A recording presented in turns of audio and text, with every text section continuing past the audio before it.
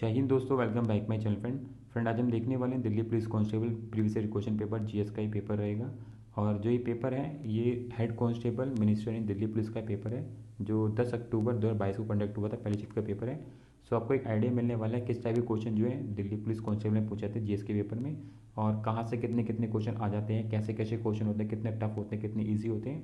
सो काफ़ी अच्छा आइडिया मिलेगा, तो वीडियो को अंत तक देख लेना। अगर आप चैनल पर नहीं है, चैनल को सब्सक्राइब कर लेना, बेल आइकन क्लिक कर लेना ताकि आपके पास सारे नोटिफिकेशन टाइम तक पहुँचते रहें। तो चलते हैं क्वेश्चन की तरफ फ्रेंड क्वेश्चन में फर्स्ट देख सकते हो, जनगणना से क्वेश्चन आया हुआ है। और अभी तो नई जनगणना हुई नहीं है, तो पुरानी जनगणना से क्वेश्चन आएंगे।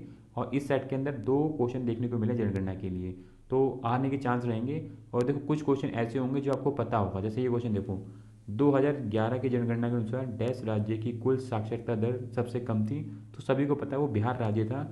2011 की जनगणना के अनुसार बिहार राज्य की साक्षरता दर बहुत सबसे कम थी। ठीक है, सबसे ज़्यादा केरल की थी। तो ये क्वेश्चन जो है सभी को पता है। तो जीएस में ना कुछ क्वेश्चन ऐसे हैं जो आपको पता होंगे, जो करके आ जाओगे, कोई दिक्कत नहीं होगी। अभी कुछ क्वेश्चन मैं आपको ऐसे दिखाऊंगा जो बहुत टफ होंगे, तो मुश्किल ही कर पाना है किसी का। ठीक है, जैसे कि ये क्वेश्चन देखो, सेकंड वाला बहुत इजी क्वेश्चन है और हर किसी को पता है। जी जो भी हिस्ट्री पढ़ता है ना, तो ये क्वेश्चन तो उसको रट जाता है। जैसे कि निम्नलिखित में से कौन 1985 में भारतीय राष्ट्रीय कांग्रेस के पहले अध्यक्ष थे।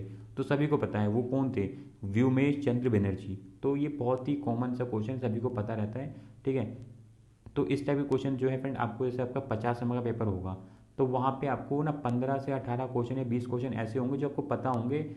बस आपको थोड़ा सा फोकस से उसको जज कर लेना है।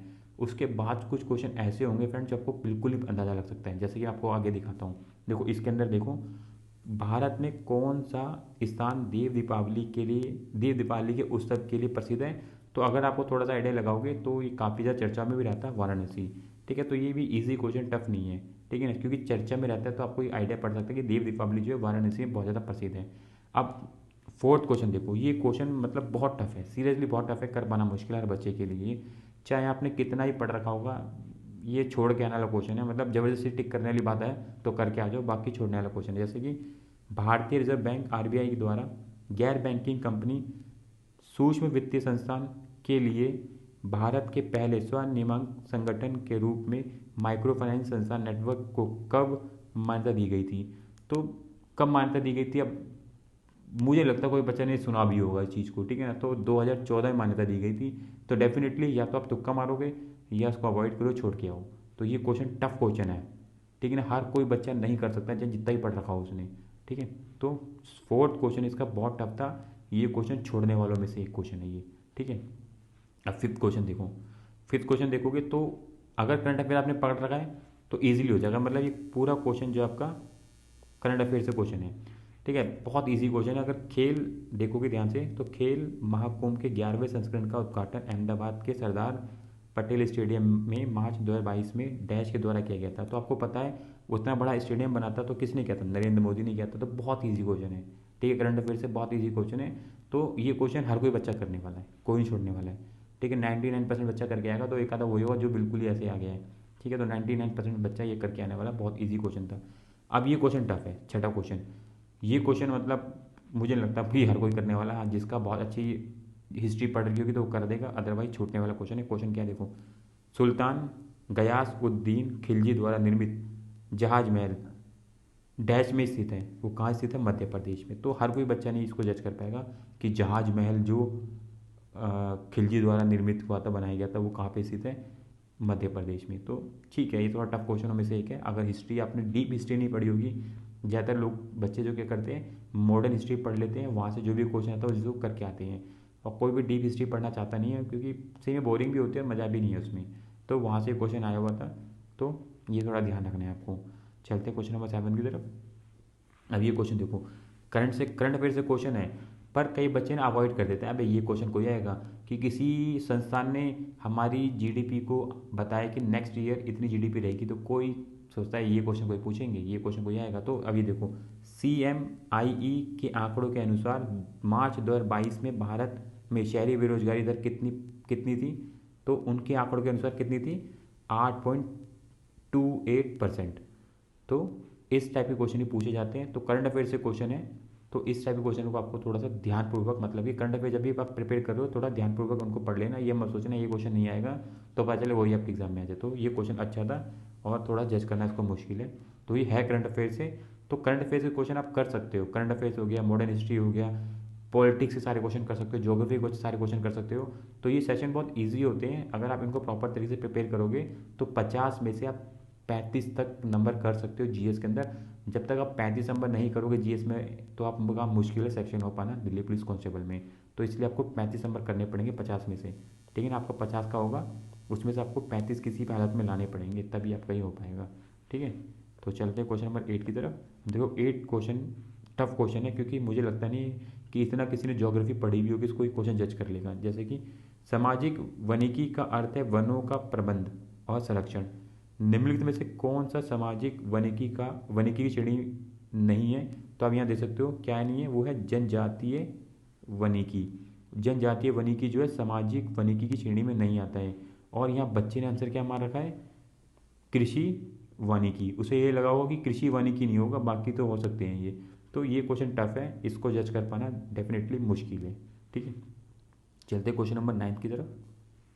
देखो मैंने बोला था 2 क्वेश्चन थे जनगणना से, दूसरा क्वेश्चन दे सकते हो। 2011 की जनगणना के अनुसार भारत में घरों में बिजली के माध्यम से प्रकाश के स्रोत का प्रतिशत कितना है?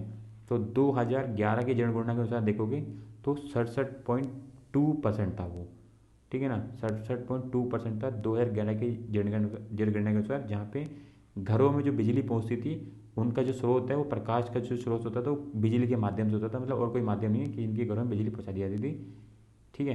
तो वो होता 67.2%। और अब तो जब नया आंकड़ा आएगा तो वो कुछ और ही होगा, पर 2011 की जनगणना के अनुसार दे सकते हो। तो ये क्वेश्चन ठीक टफ है, अगर इतना कोई जनगणना की किसी ने पढ़े नहीं होंगे तो ये क्वेश्चन छूटने वाला है, ठीक है। ये क्वेश्चन अच्छा है, टफ क्वेश्चन है, हर बच्चा नहीं कर पाएगा ये क्वेश्चन। अब ये संविधान से क्वेश्चन है और ये क्वेश्चन भी ईजी है, आप कर सकते हो आराम से। भारत के संविधान के बारे में निम्नलिखित में से कौन सा सही नहीं है? तो भारत के संविधान के बारे में निम्नलिखित में से कौन सा सही नहीं है? तो जो है वो है मूल संविधान में 25 भागों में 395 अनुच्छेद और 12 अनुसूचियाँ थीं, तो अब ये सही नहीं है, ठीक है। तो संविधान से क्वेश्चन जो आएगा वो इजी होगा, बस थोड़ा सा आपने संविधान को पढ़ रखा होगा सही से, तो डेफिनेटली ये क्वेश्चन जज करके आप करके आ जाओगे। ये क्वेश्चन इजी है, बच्चे ने भी कर भी रखा है, तो टफ क्वेश्चन नहीं है मतलब ये, ठीक है। चलते क्वेश्चन नंबर 11 की तरफ। 1774 में चार्टर के तहत सर्वोच्च न्यायालय की स्थापना कहाँ की गई थी? बहुत ईजी क्वेश्चन है। सबसे पहला भारत का सर्वोच्च न्यायालय कलकत्ता में स्थित हुआ था। तो ये क्वेश्चन हर कोई कर सकता है, कोई टफ क्वेश्चन नहीं है, मतलब ये हर बच्चा करके आने वाला है, कोई समस्या नहीं आएगी। अब ये क्वेश्चन दे सकते हो, यहाँ पे साइंस से क्वेश्चन आया हुआ है।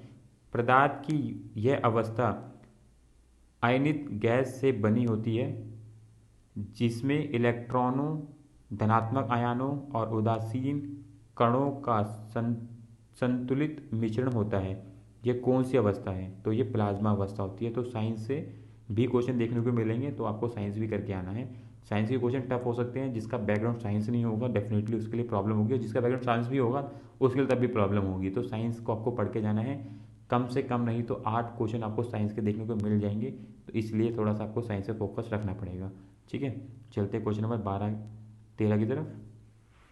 ये देखो क्वेश्चन कितना अच्छा है यार, अभी ये क्वेश्चन भी करंट अफेयर से पर करना मुश्किल है बच्चे के लिए, ठीक है। तो ये देखो क्वेश्चन कैसा है।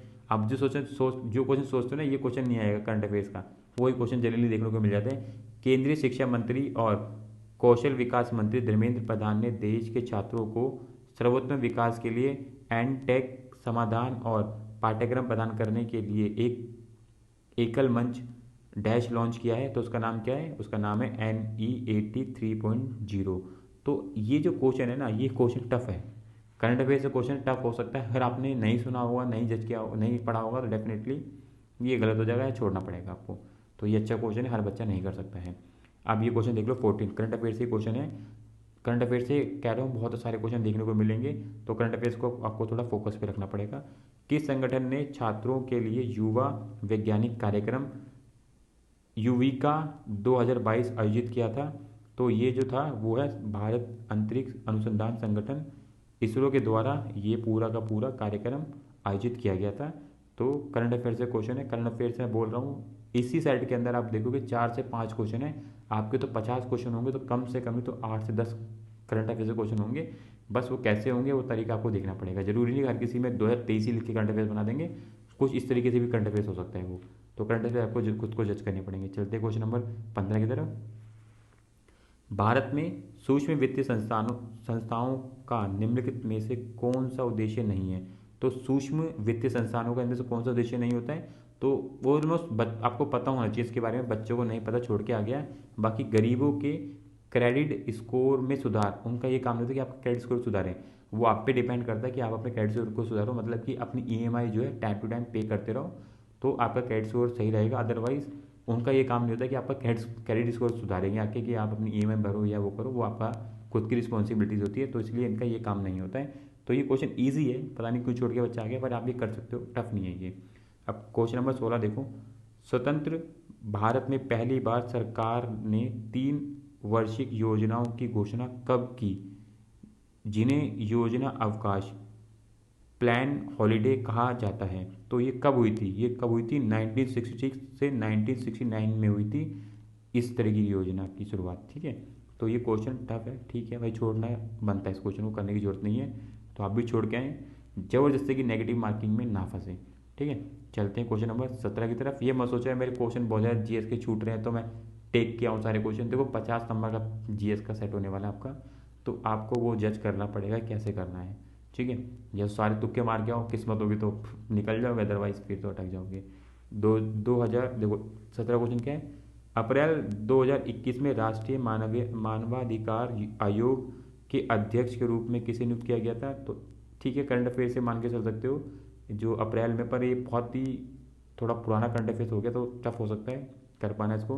तो अरुण कुमार मिश्रा को उस टाइम जो है मानव अधिकार आयोग के अध्यक्ष के रूप में नियुक्त किया गया था। ठीक है, तो पढ़ लेना अभी के समय में कौन है, क्या पता आपके एग्जाम में आ जाए। ठीक है, हिस्ट्री से क्वेश्चन है। बाबर ने तुजुक ए बाबरी को निम्नलिखित में से किस भाषा में लिखा था? तो ठीक ठाक है, मतलब हिस्ट्री से क्वेश्चन है थोड़ा सा, तो उसको जज करना पड़ सकता है आपको, तुर्की भाषा में लिखा था। ठीक है, तो थोड़ा सा हिस्ट्री पढ़ के जाना, क्योंकि हिस्ट्री से आपको 4-5 क्वेश्चन डेफिनेटली मिल ही जाएंगे और ज़्यादा भी हो सकते हैं, तो इसलिए आपको पढ़ना पड़ेगा उसको। चलते हैं क्वेश्चन नंबर 19 की तरफ। निम्नलिखित में से किस आईआईटी ने भारतीय बंदरगाहों और अंतर्देशीय जलमार्गों के लिए सौर संचालित मानव रहित स्वायत्त सर्वेक्षण शिल्प विकसित किया है? कि उस टाइम किया था? तो आईआईटी मद्रास के द्वारा किया गया था। तो ये भी करंट अफेयर से क्वेश्चन है, तो करंट अफेयर्स आपने देख लिया, तकरीबन 5 क्वेश्चन आपको अभी तक देखने को मिल चुके हैं। तो करंट अफेयर्स 20 के अंदर जब 5 आ सकते हो तो 50 के अंदर 10 से ज़्यादा ही आ जाएंगे, तो वो थोड़ा आपको अंदाजा रखना पड़ेगा। और क्वेश्चन नंबर 20 देख सकते हो फ्रेंड, काफ़ी अच्छा क्वेश्चन है। कल्याणी अम्मा प्रसिद्ध रूप से किससे संबंधित हैं? तो वो मोहिनी अट्टम से संबंधित है। और जो ये मोहिनी अट्टम जो है ये तमिलनाडु, और तमिलनाडु की साइड जो उनके मुख्य जो फोक डांस होते हैं ना, ये उनसे रिलेटेड रहता है, तो आपको थोड़ा ध्यान रखना है। जो भी उनके कल्चर जो डांस वगैरह होते हैं वहाँ से भी आपको पढ़ के रखना है, वहाँ से भी आपको जो है क्वेश्चन देखने को मिल सकते हैं। तो ये क्वेश्चन थोड़ा आर्ट एंड कल्चर से आपको देखना है। तो ये 20 क्वेश्चन थे जो last year minister head constable में आए हुए थे दिल्ली पुलिस के एग्जाम में। तो आपको भी इसी टाइप के क्वेश्चन देखने को मिलेंगे, कुछ ज़्यादा अलग नहीं होने वाले, 50 क्वेश्चन आपके आएंगे। तो करंट अफेयर्स को फोकस पे रखना है। करंट अफेयर्स की हम वीडियो बना ही रहे हैं, आप वो भी दे सकते हो, आपको आइडिया पड़ जाएगा कि कैसे कैसे जो है क्वेश्चन करंट अफेयर से हो सकते हैं, वो भी हम कवर कर रहे हैं। तो अगर ये पेपर निकालना है 50 नंबर से, 50 नंबर का जीएस का पेपर रहेगा, कम से कम जो 30 से 35 आपको स्कोर करना पड़ेगा। फिर आपके बाकी जो 25 आपका रीजनिंग हो गया, हम रीजनिंग भी कवर कर रहे हैं, सारे प्रीवियस ईयर क्वेश्चन ही लेके आ रहे हैं, जितने भी क्वेश्चन आए हुए हैं प्रीवियस ईयर से हम सारे कवर कर लें, 11 पार्ट मैंने बना दिए हैं, तो आप उनको भी देख सकते हो, मैं आई बटन पर लिंक दे दूंगा, तो आप वो भी देख सकते हो, आपको आइडिया पड़ जाएगा किस टाइप क्वेश्चन जो है रीजनिंग के अंदर पूछे जा रहे हैं। तो आपको अगर पेपर निकालना होगा तो आपको इस सब चीज़ों को कंप्लीट करना पड़ेगा, तभी आप जाके कंप्यूटर हो गया, आपका एप्टीट्यूड हो गया, एप्टीट्यूड जो है मैथ का पेपर होता है, तो उसमें भी आपका 15 मार्क्स का रहेगा। तो ये सब चीज़ों को आपको मिला के चलना पड़ेगा, तभी आप ये पेपर क्वालिफाई कर पाएंगे, फिर आपका फिजिकल होगा। ठीक है, तो अभी ये पार्ट फर्स्ट था, इसका सेकंड पार्ट थर्ड पार्ट लेके आते रहेंगे जितने भी होंगे, क्योंकि आपका नेक्स्ट मंथ पेपर है, तो जितने भी ज़्यादा हो सकता है कवर करने की कोशिश करेंगे हम। ठीक है, सो चैनल को सब्सक्राइब कर लेना, बेल आइकन क्लिक कर लेना, ताकि आपके पास सारी नोटिफिकेशन टाइम टू टाइम पहुँचते रहें। सो मिलेंगे नेक्स्ट वीडियो में। थैंक यू फॉर वॉचिंग इस video. Thank you friend, bye bye, thank you.